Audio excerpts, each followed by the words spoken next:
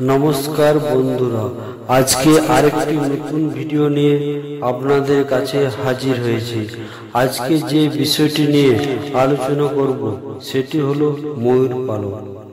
আপনারা সকলে জানেন ময়ূর পালক শুভ এবং বাড়িতে রাখলে শুভ ফল পাওয়া যায়। আপনি বাড়িতে ময়ূর পালক রাখছেন কিন্তু তার শুভ ফল বুঝতে পারছেন না। আপনি ময়ূরের পালক কোথায় রাখছেন, কিভাবে রাখছেন? হয়তো আপনি ভাবছেন এইভাবে রেখে দিলে ভালো ফল পাবেন, কিন্তু পাচ্ছেন না। আজকের এই ভিডিওর মাধ্যমে আপনাদের সমস্ত কিছু বুঝিয়ে দেব। অবশ্যই আপনারা ভিডিওটি শেষ পর্যন্ত দেখবেন, লাইক ও শেয়ার করবেন। ময়ূর পালক দেখতে যেমন মিষ্টি, তেমনি তার ফলও মিষ্টি। ময়ূর পালক অনেকে বাড়িতে গৃহসজ্জায় ব্যবহার করে এবং তার পাশাপাশি ময়ূরের পালক খুব উপকারী। এটা খুবই সঠিক কথা। বাস্তুশাস্ত্রে ময়ূর পালক রাখা নিয়ে অনেক কিছু বলা হয়েছে, সেটা আপনারা অনেকে হয়তো জানেন না। ময়ূর পালক বাড়িতে রাখলে বাড়ির অনেক সমস্যা কেটে যায়, কিন্তু এই ময়ূর পালক আপনাকে সঠিক স্থানে রাখতে হবে। ময়ূর পালক নেগেটিভিটি দূর করে, সুখ সমৃদ্ধি বৃদ্ধি করে।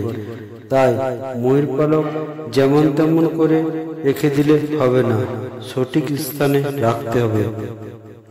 প্রথমে আপনাকে যেটা জানতে হবে সেটা হলো কোন দিকে পালকটিকে রাখবেন।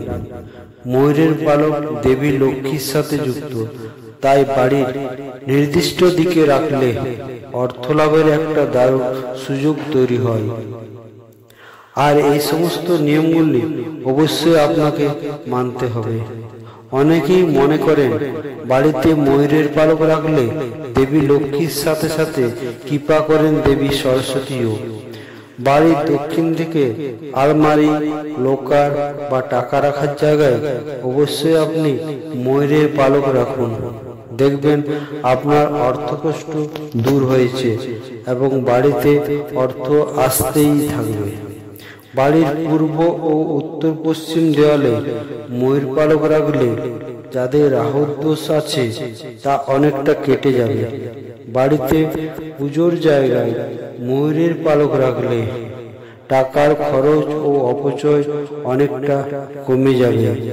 এইভাবে ময়ূর পালক নির্দিষ্ট জায়গায় রেখে আপনার সুখের ও সমৃদ্ধিযুক্ত জীবন গড়ে উঠুক, এই শুভ কামনা করি। নমস্কার বন্ধুরা।